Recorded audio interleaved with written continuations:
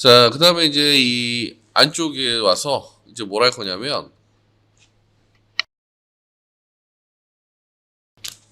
남측면도로 일단 이동을 해보시면요. 남측면도. 지금 남측면도 상에서 지금 보이는 것들이 좀 보일 텐데, 어떤 거냐면 요거죠. 아까 말씀드렸던 거. 요거 보이시죠? 요거. 제가 조금 색깔을 바꿔서 설명을 드리면 요거죠, 요거. 요렇게 튀어나와 있는 애들. 요거. 이 문제가 여기서 이게 끝나는 게 아니고요. 3D에서 좀 보여드리자면 이쪽에서 내려온 이 물체는 여기까지 이렇게 돌아갑니다. 차양이. 이거 우리가 보통 캐노피라고도 얘기를 많이 하고요. 그 다음에 파사드라고 볼 수도 있겠는데, 뭐 전체적으로 약간의 어닝 개념이죠. 어닝. 그러니까 뭐 차양? 처마? 요런 개념인데 이게 한 1000 정도 이렇게 나와 있어요. 요런 식으로. 요렇게 나와 있게 되는데 이게 문제가 뭐냐면 남측면도에서 보시면 아시겠지만 일반적인 방법으로 이걸 작성을 하실 수가 없어요. 일반적인 방법으로. 왜냐면 이거를 바닥으로 하실 수도 없죠. 꺾였으니까. 그리고 벽을 편집할 수는 있지만 그렇다고 하기에는 이거 너무 좀 오바죠. 벽을 편집을 하기에는. 그리고 벽을 편집하는 것도 쉽지도 않아요. 그러면 이제 이런 부분들은 어떻게 모델링을 하셔야 되냐면 그 레빗에는 내부 편집 모델이라는 게 있습니다. 내부 편집 모델. 주로 이제 어떨 때 쓰는 거냐면 보시는 것처럼 일반적인 레빗에 들어있는 명령으로 모델링하기 까다로운 것들. 그러니까 뭐라고 설명을 하는 게 제일 편할까요? 그러니까 맥스나 스케치업으로 따지자면 이거는 모델링밖에는 답이 안 나오겠다 싶은 객체들이 있죠. 그러니까 건축적으로는 약간 좀 치장에 관련한 부분들이겠죠. 그 부분들은. 그래서 이 부분 같은 경우에는 내부 편집 모델이라는 걸 사용을 하실 수밖에 없는데 이 내부 편집 모델이 기본적으로 돌출이라든지 수입이라든지 이런 기능들을 포함을 하고 있습니다. 그리고 이 돌출하고 수입 같은 경우에는 내부 편집 모델이라는 이 명령에서만 사용이 되는 게 아니고요. 레빗에서 흔히 말하는 매스 모델링이라든지 아니면 이제 비정형 모델을 작성을 하실 때도 가장 기본적인 모델링 방법이라고 보시면 됩니다. 아주 기본 중에 기본이라고 보시면 되고요. 그래서 이번 시간에는 이제 그 내부 편집 중에 뭘 쓰실 거냐면 돌출이라는 거고요. 그 다음에 수입이라는 명령. 요 딱 두 가지를 한번 써볼게요. 돌출은 뭐 잘 아실 것 같아서 제가 따로 설명을 안 드려도 될 것 같은데, 한번 설명을 좀 드려보면, 맥스에서 말하는 익스트루드와 똑같습니다. 돌출, 익스트루드. 이거 뭔지 아시죠? 익스트루드. 어떻게 해요? 스케치를 이렇게 그리시고 경로를 사용자가 이렇게 그려놓으면 이 프로파일이 이 경로를 따라가서 이렇게 모델링이 되죠. 이런 식으로, 이런 식으로. 요게 바로 내부 편집에서 말하는 돌출하고 똑같습니다. 요게 단지 좀 차이가 있다고 하면 작업면을 좀 잡아주는 방법이 조금 복잡하긴 한데요. 이 작업면 잡는 것만 좀 알게 되시면 이게 별로 어렵지 않습니다. 방법은 심플하죠. 심플하게 스케치를 이렇게 그립니다. 얘를 레빗에서는 프로파일이라고 표현합니다. 프로파일을 작성을 하고 그 다음에 돌출되는 방향으로 높이만 지정을 하시면 돼요. 높이만 지정을 하시게 되면 얘가 이런 식으로 돌출이 되면서 모델이 작성이 된다. 이게 바로 내부 편집 모델입니다. 내부 편집 모델. 자, 그러면 한번 1층에서 한번 해볼게요. 1층으로 일단 들어가시고요.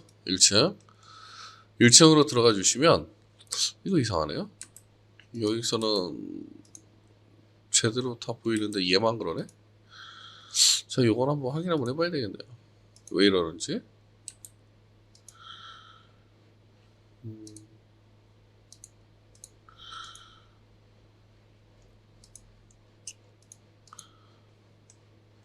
이제 된다.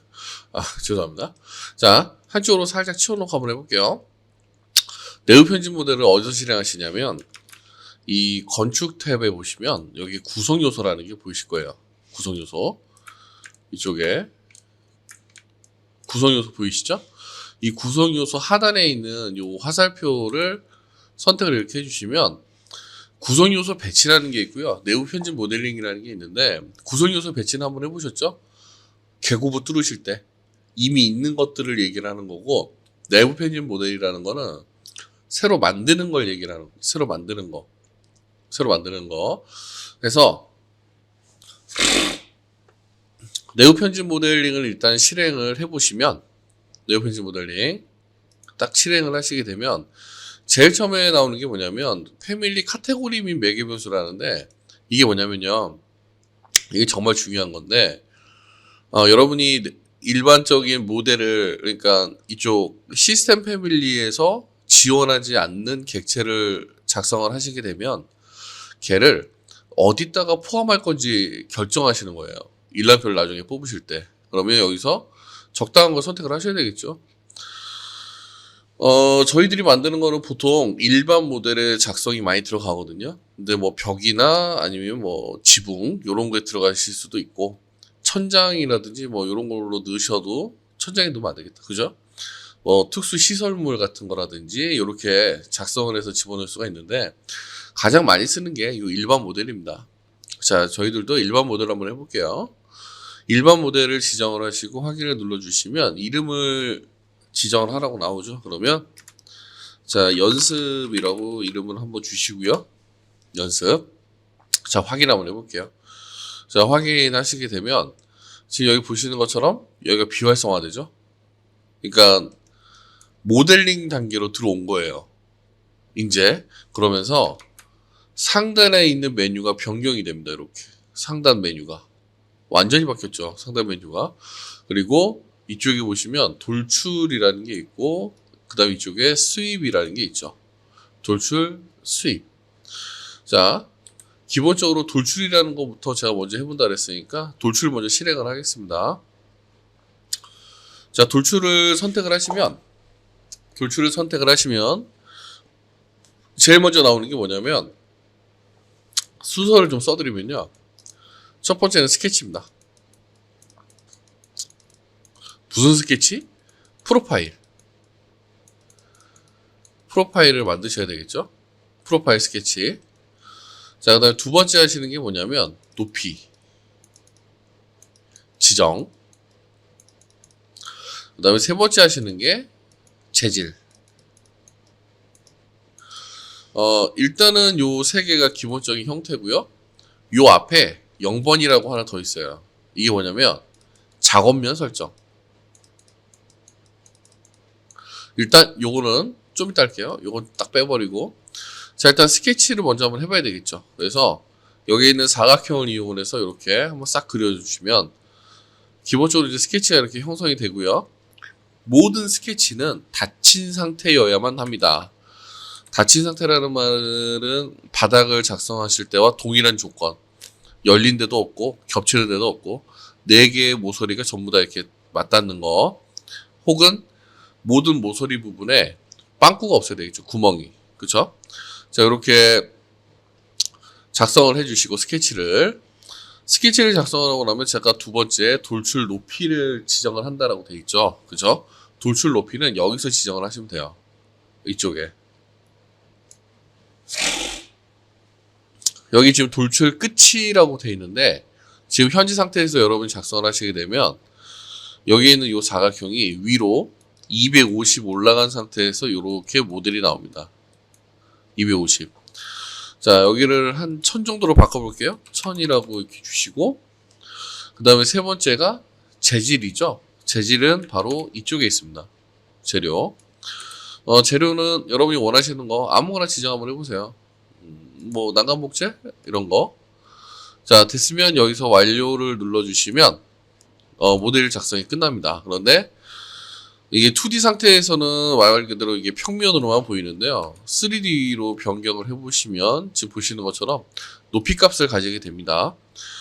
그리고 이 객체 같은 경우에는 사용자가 모델을 완성을 해서 만약에 높이가 잘못 들어갔다고 해서 지우고 다시 하시는 게 아니라요. 이쪽에 모델 완료라고 좀 돼 있잖아요. 이거를 누르기 전까지는 언제든지 수정이 가능합니다. 그리고 이 모델 완료라는 버튼은 모든 작업이 종료된 후에 누르셔야 돼요.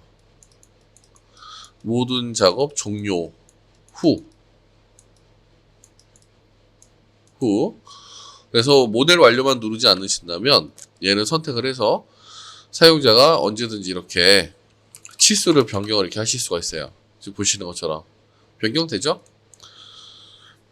자, 여기까지 난 다 했네. 그러면 모델 완료를 딱 눌러주시면 이제 끝납니다.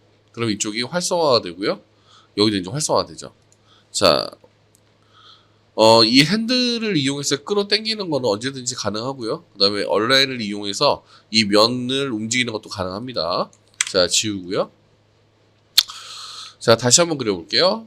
자, 똑같은 방법으로 건축에서 구성요소 하단에 네오펜진 모델입니다. 들어가세요. 똑같이 일반 모델로 하시죠. 일반 모델 하시고 이름은 주지 마세요. 그냥 확인 바로 누르세요.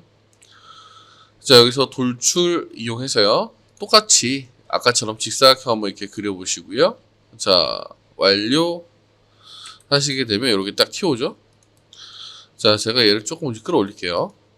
자, 요 정도까지 좀 올려주시고 이렇게 올려주시고 작업하다 보니까 제가 여기에서 원을 하나 이렇게 그려가지고 이 원을 이렇게 돌출을 해야 돼요.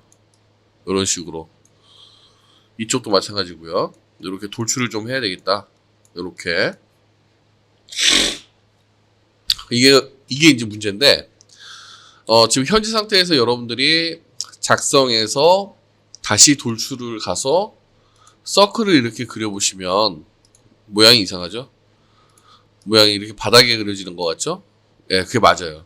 그게 무슨 말이냐면, 사용자가 아무런 설정도 하지 않는 이상은 기본적으로 GL이나 1층 평면도 바닥이 기준 작업면이에요. 그러니까 내가 여기서 뭘 해도 전부 다 바닥에서 그려지고 완료를 시키면 이렇게 돌출은 위에로만 돌출이 됩니다. 그런데 제가 말씀을 드렸지만 이 옆면에서 이렇게 튀어나오게 하고 싶잖아요. 그렇죠? 그러면 지금 요렇게 돼 있는 이 작업 바닥을 이쪽으로 변경을 하는 거죠. 요렇게. 그렇죠? 자, 그거를 어떻게 바꾸시냐면 작성해 보시면 이쪽에 설정이라는 게 있습니다. 설정. 작성해 보시면 설정이라고 있어요. 얘가 그 정상적인 명령으로는 작업 기준면 설정이라고 합니다. 작업 기준면 설정. 자, 이 작업 기준면 설정을 이용해서 작성하시는 게 가능하신데, 그러니까 작업면 지정이 되게 방법이 쉬워요. 자, 보여드릴게요. 자, 여기서 설정 버튼을 눌러주시고, 설정 버튼을 한번 누르시면, 설정을 한번 이렇게 눌러주시면, 곧바로 지금 현재 설정되어 있는 작업면 색깔이 이렇게 보이죠. 그러니까 바닥이라는 소리죠. GL 바닥. 현재는. 그쵸? 얘를 제가 이쪽 면으로 옮긴다 그랬잖아요. 그쵸? 그러면 선택을 하시는 게 제일 빠르시겠죠. 뭘로? 기준면 선택이라는 이 옵션을 가지고요. 그래서 기준면 선택을 체크하시고요. 확인을 누르신 다음에 이 작업면을 제가 색깔을 좀 뺄게요. 여기 있는 이 작업면을 선택을 딱 하시게 되면 작업면이 변경이 됐어요. 이게 무슨 시선 오름인가 싶죠? 분명히 아까까지도 그대로인데 이게 어떻게 바뀌었냐? 자, 보여드릴게요. 현재 설정되어 있는 작업면을 보고 싶으면요. 이쪽에 표시를 선택을 한번 해보시면 딱 보이시죠? 지금 제가 선택한 작업면이. 자, 다시 한번 옆면 한번 찍어볼게요. 기준면 선택하시고 옆면 딱 찍으면 이제 옆면으로 가죠. 그죠? 자, 이 작업면 같은 경우에는 이런 식으로 사용자가 언제든지 이렇게 이동을 시키실 수가 있어요. 이동을. 자, 그러면 이제 여기서 끝나는 게 아니죠. 그죠? 자, 이제 작업을 한번 해볼 텐데. 이쪽에는 이 표시 기능 같은 경우에는 처음에는 이걸 켜놓고 하시는데요. 대부분 이제 숙달되면 이거 잘 안 켭니다. 아, 내가 찍었구나. 이렇게 작업을 하시게 되는데, 여러분들 처음이니까 제가 표시를 눌러놓고 작업을 할게요. 자, 작업면이 옆면으로 이제 설정이 됐으니까 돌출해 가가지고 서클을 이쪽에다 그리면 아까랑은 다르죠. 서클이 그려지는 모양이. 그리고 완료하게 되면 이렇게 딱 돌출이 됩니다. 자, 이쪽